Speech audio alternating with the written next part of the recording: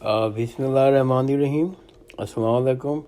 انشاءاللہ ہم آج بھی پروفیسر سید محمد سلیم رحمۃ اللہ علیہ کی کتاب مسلمان مثالی اساتذہ مثالی طلباء کا مطالعہ جاری رکھیں گے، اور الحمدللہ آج اس سلسلے میں ہماری 12ویں نشست ہے، اور ابھی تک ہم نے اس کتاب کے حصہ اول یعنی کہ مثالی اساتذہ کا مکمل مطالعہ کر لیا ہے، اور حصہ دوم مثالی طلباء کا مطالعہ کر رہے ہیں۔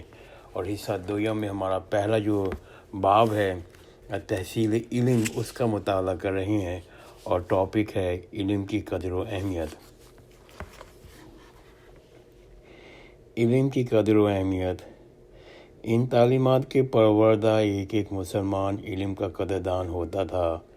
تحصیل علم سے قبل وہ خود کو ناقص تصور کرتا تھا، ہر گھڑی اپنے نقص دور کرنے کی خواہش مند میں رہتا تھا۔ علم کی ان کے بزرگوں کے نزدیک اس قدر اہمیت تھی کہ اس کا اندازہ خود حضرت عبداللہ بن عمرو بن عاص کے قول سے ہوتا ہے۔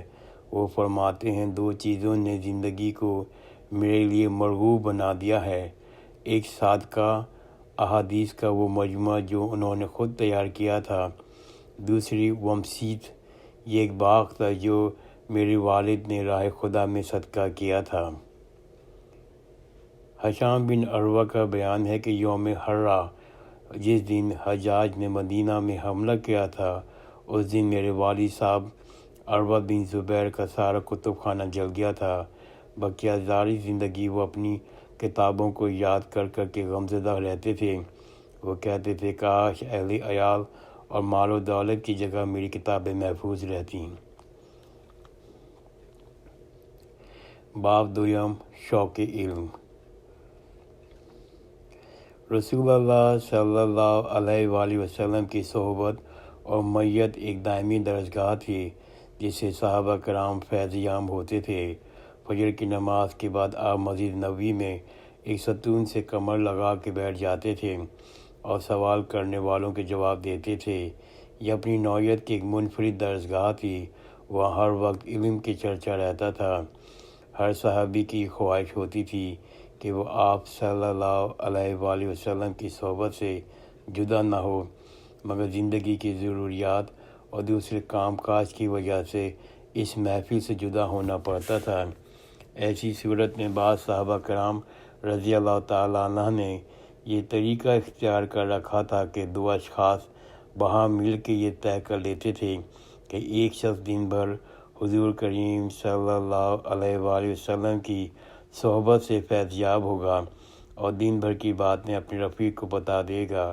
دوسرے دن دوسرا ساتھی حضور کریم صلی اللہ علیہ وآلہ وسلم کی صحبت میں رہتا تھا اور دن بھر کی باتیں وہ آ کر دوسرے ساتھی کو بتاتا تھا۔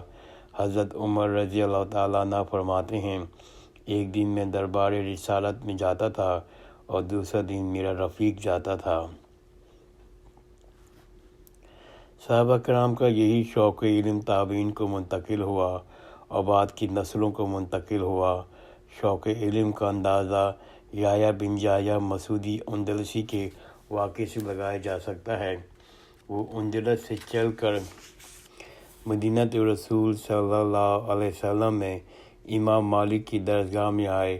ایک مرتبہ مدینہ میں ہندوستان کا ایک بازیگر ہاتھی لے کر پہنچ گیا۔ شمالی افریقہ اور عرب میں ہاتھی نہیں ہوتے تھے، یہ ایک عجوبہ جانور تھا۔ سارے طلباء مسجد سے نکل کر گلی میں آ گئے اور ہاتھی کا تماشا دیکھنے لگے۔ تنہا یحییٰ وہاں بیٹھے رہے۔ ان کو دیکھ کر امام مالک نے کہا، تم کیوں ہاتھی کو دیکھنے نہیں جاتے؟ یحییٰ نے جواب دیا، میں نے 3000 میل کا سفر ہاتھی دیکھنے کے لیے نہیں کیا تھا۔ مطلوبہ کتاب کا اتنا اشتیاق ہوتا تھا، اس کا اندازہ ذیل کے واقعے سے لگایا جا سکتا ہے۔ جاہز 255 ہجری کی کتاب تھی، فریق مابین النبی و منتہا الاصلی اور بناوٹی نبی کا فرق۔ ابو بکر بن اشخاص کو اس کتاب کے پڑھنے کا بہت شوق تھا۔ ساری کوشش اس کتاب کو حاصل کرنے میں صرف کر دی۔ آخر میں وہ حج پہ روانہ ہوئے۔ وہاں مدینہ ورفات میں انہوں نے ایک اعلانچی مقرر کر دیا جو گھومتے پھرتے اعلان کرتا تھا، خدا کی رحمت ہو اس شخص پر جو میں حافظ کتاب فرق مابین تو نبی و منتہا کا نشاندہی کرے۔ شوق علم اور محنت۔ تحصیل علم کے لیے طلباء خود کو ہر قسم کی مشقت برداشت کر لیتے تھے، مگر استاد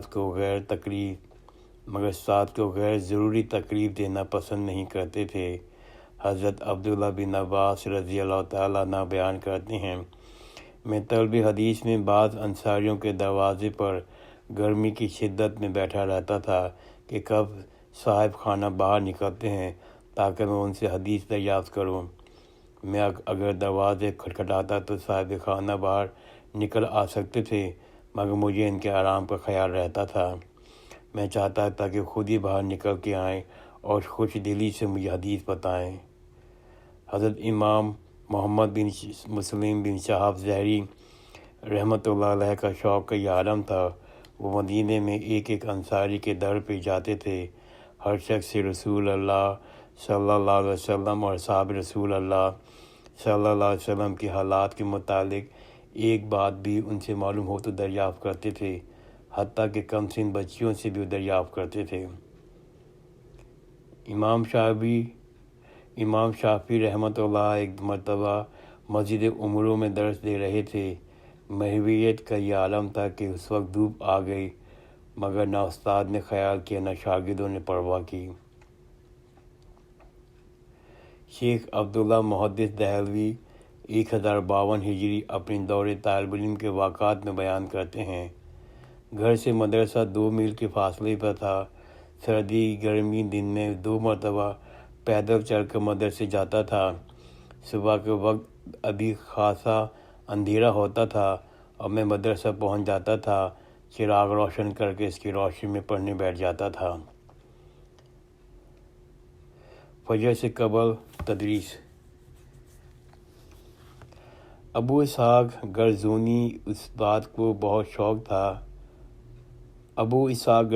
کو اس بات کا بہت شوق تھا کہ اس طرح وہ محمد بن اسحاق ابو الاعلیٰ کے مدرسے میں داخل ہو کے تعلیم حاصل کریں۔ ان کے والد صاحب ان کو روکتے تھے، وہ کہتے تھے کہ ہم غریب آدمی ہیں، تمہارے لیے ضروری ہے کہ تم محنت مزدوری کر کے کما کر لاؤ تاکہ گھر کا گزارا چلے۔ شوقین لڑکے نے اس مشکل کا حل یہ نکالا، وہ حلقہ درس میں شریک ضرور ہوتا تھا مگر طلوع آفتاب کے ساتھ وہاں سے اٹھ کر آ جاتا تھا، پھر مزدوری پر چلا جاتا تھا۔ مستقل مزاجی سے اس طریقہ کار پر عمل کرتے کرتے وہی باقاعدہ عالم بن گیا۔ قریبی زمانے میں ایک واقعہ مولانا سید ابو اعلیٰ مودودی مرحوم 1969 عیسوی کے ساتھ پیش آیا۔ مولانا عبدالسلام نیازی دہلوی میں معقولات کے بہت بڑے عالم تھے۔ وہ تجرد کی زندگی گزارتے تھے، قلندرانہ روش رکھتے تھے، بالکل اکثر مشہور بزرگ تھے۔ مولانا مودودی نے ان سے علوم معقولات پڑھنے کی خواہش ظاہر کی۔ خاندانی وجوہات کے پیش نظر مولانا مودودی کی خواہش کو رد نہ کر سکے، مگر شرط بہت کڑی لگائی۔ انہوں نے فرمایا، میاں صاحب زادے، پڑھائی کے لیے ہماری شرط بہت سخت ہے۔ وہ شرط یہ ہے کہ تدریس کا کام نماز فجر سے قبل ختم ہو جانا چاہیے۔ شوقین طالب علم نے شرط بھی قبول کر لی۔ اذان فجر سے قبل مولانا مودودی مولانا نیازی کے دولت کدے پہنچ جاتے تھے۔ مولانا عبدالسلام کا مزاج میں قلندرانہ گرمی تھی، اس لیے زنجیر در کھٹکھٹانے کی ہمت نہیں پڑتی تھی۔ مولانا نیازی خود ہی اوپر کھڑکی سے جھانک کر دیکھتے تھے، شاگرد کو بیٹھا ہوا دیکھتے تو نیچے اتر کے دروازہ کھول دیتے، پھر درس شروع ہو جاتا۔ کبھی ایسا بھی ہوتا کہ دروازہ نہیں کھلتا، اندر سے کہہ دیتے، سید بادشاہ آج طبیعت حاضر نہیں ہے۔ مولانا مودودی واپس چلے آتے تھے۔ ایک مدت تک سحری درس کا سلسلہ جاری رہا۔ راہ چلتے تدریس کے لیے نہ باقاعدہ کسی مدرسے کا ہونا ضروری تھا، نہ کسی وقت کی پابندی ضروری تھی۔ جہاں موقع مل گیا وہیں درس شروع ہو گیا۔ قدیم اشعار عرب کا ماہر نحوی احمد بصری 796 ہجری کا آغاز میں عباسی خلیفہ ہارون رشید کا ذاتی شرطا باڈی گارڈ تھا۔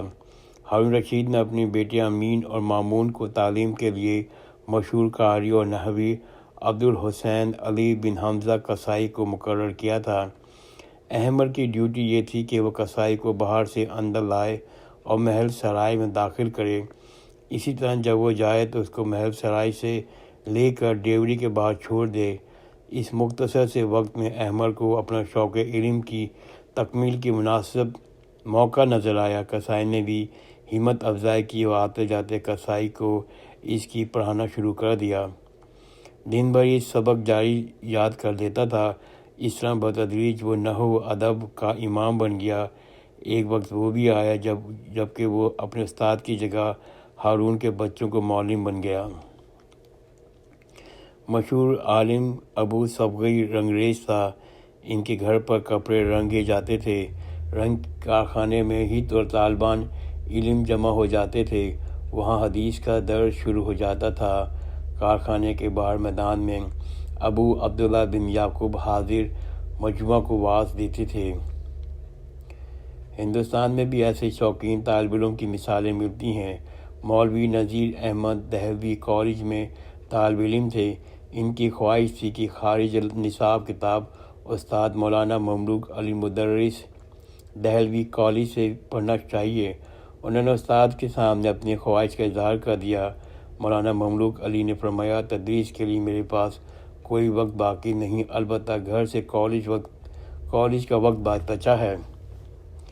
تدریس کے لیے میرے پاس کوئی وقت باقی نہیں، البتہ گھر سے کالج جانے کا وقت بچا ہے۔ اگر تم چاہو تو اس وقت میں پڑھ سکتے ہو۔ شوقین طالب علم نے وہی وقت قبول کر لیا۔ اب روزانہ کا معمول یہ بن گیا۔ کالج کے بعد مولانا صاحب کی پالکی کہاڑ لے کر دوڑے چلے جاتے تھے اور مولوی نذیر احمد کتاب کھولے ساتھ ساتھ بھاگ رہے تھے۔ اس حال میں درس و تدریس جاری رہتی تھی۔ کئی مرتبہ ایسا ہوا کہ مولانا صاحب ٹھوکر کھا کر گر گئے، ان کے پاؤں چھل گئے، ہاتھ پاؤں لہو لہان ہو گئے، مگر پھر بھی وہ پالکی کے ساتھ دوڑتے چلے گئے۔ یہی وہ ہستی ہے جو آگے چڑھ کے ڈپٹی مولوی نذیر احمد دہلوی کے نام سے مشہور ہوئے۔ ایسے ہی شوق کا مظاہرہ مولانا شبلی نے کیا۔ فراغت علم کے بعد انہوں نے عربی ادب پڑھنے کا شوق ہوا۔ اس زمانے مولانا فیض الحسب سہانپوری عربی ادب کے امام سمجھے جاتے تھے۔ وہ اورینٹل کالج لاہور میں استاد تھے۔ مولانا شبلی لاہور پہنچے۔ مولانا فیض الحسن سے اپنی خواہش کا اظہار کیا۔ مولانا نے فرمایا، میرے پاس وقت نہیں ہے، البتہ کالج آنے اور جانے کا وقت بچا ہے۔ میرا گھر کالج سے 2 میل کے فاصلے پر ہے۔ میں پیدل آتا اور جاتا ہوں۔ اگر آپ چاہیں تو میرے ساتھ چلیں اور کتاب پڑھ لیں گے۔ شوقین شبلی نے تجویز کو قبول کیا۔ اب وہ پابندی سے صبح مولانا صاحب کے گھر دروازے پر موجود ہوتے اور چھٹی کے وقت کالج کے دروازے پر موجود ہوتے۔ سردی گرمی برسات انہوں نے اس پابندی کو نبھایا۔ اس عرصے میں مولانا شبلی نے حماسہ، سبع معلوقات وغیرہ کتابیں پڑھیں۔ اتنی محنت شاقہ برداشت کرنے کے بعد مولانا شبلی بن گئے۔ میں اب آج کا مطالعہ یہاں رکتا ہوں۔ انشاءاللہ آئندہ کی نشست میں ہم شوق علم اور افلاس اور کتابیں ہاتھ سے نقل کرنے والے چیپٹر پڑھیں گے انشاءاللہ۔ جزاک اللہ خیر۔ خدا حافظ۔